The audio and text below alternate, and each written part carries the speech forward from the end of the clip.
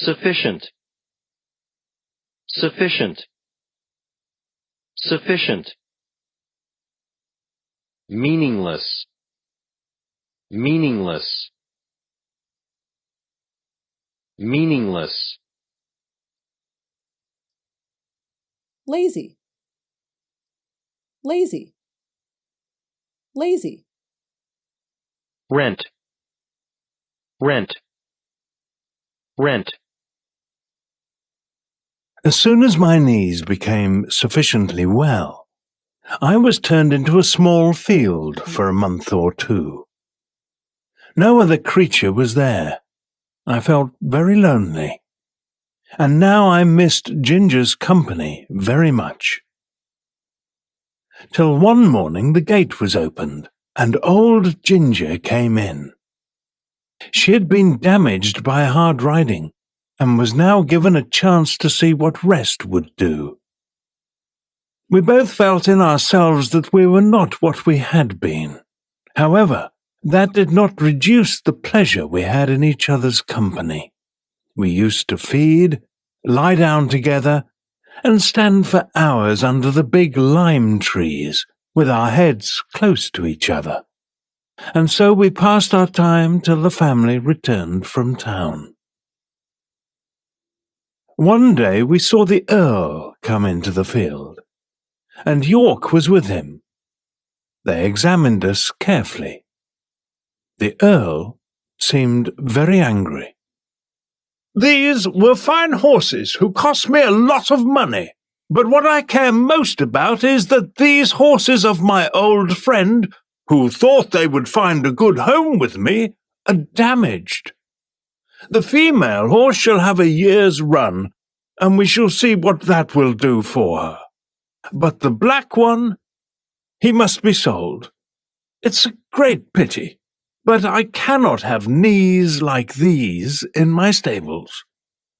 "Of course not, my lord. But he might get a place where appearance is not of much importance, and still be well treated. I know a man in Bath, the master of some rental horse stables, who often wants a good horse at a low price."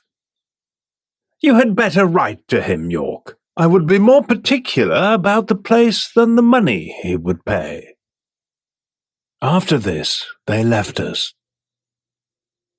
About a week after this, Robert came into the field with a bearing rein and led me away. There was no chance to say goodbye to Ginger. We cried to each other as I was led off. She walked anxiously along by the small trees, calling to me, as long as she could hear the sound of my feet.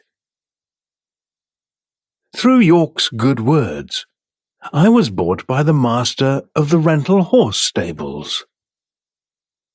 When I arrived, I found myself in a quite comfortable stable and well attended to. Our master took as much care of us as he could. He kept a good many horses and carriages of different kinds for rent. Sometimes his own men drove them. At other times, the horse and seat were rented out to gentlemen or ladies who drove themselves. Until now, I had always been driven by people who at least knew how to drive. However, in this place, I was to get my experience of all the different kinds of bad driving, for I was a job horse. It would take a long time to tell people about all the different driving styles, but I will mention a few of them. First were the tight rein drivers.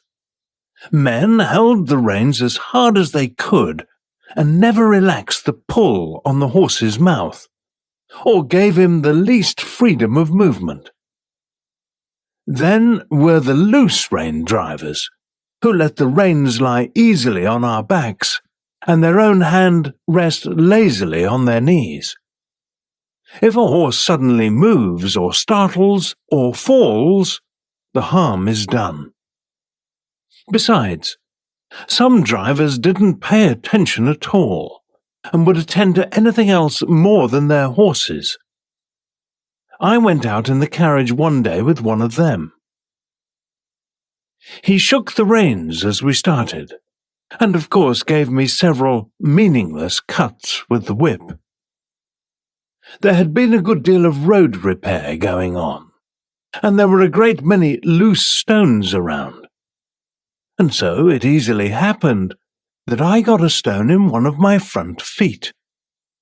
My driver was laughing and joking with the lady and the children, but never thought he should keep an eye on me. He drove me with that stone in my foot for a good half-mile. At last a farmer saw and got it out. My driver shook the reins again. This was the sort of experience we job horses often had. Of course, we sometimes had good drivers also. One morning I was put into the light carriage and taken to a house. 2 gentlemen came out. The taller of them came round to my head and took a look at the bearing rein. "I don't like it," said the gentleman. "I'll take it off and put the leading rein in. An easy mouth is a great thing on a long journey. Isn't that right, old fellow?"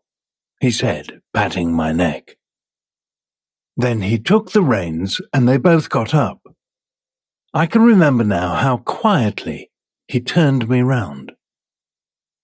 With a light feel of the rein and a gentle drawing of the whip across my back, we were off. I bent my neck and set off at my best pace. I found I had someone behind me who knew how a good horse ought to be driven. It seemed like old times again, and made me feel quite happy. This gentleman liked me very much.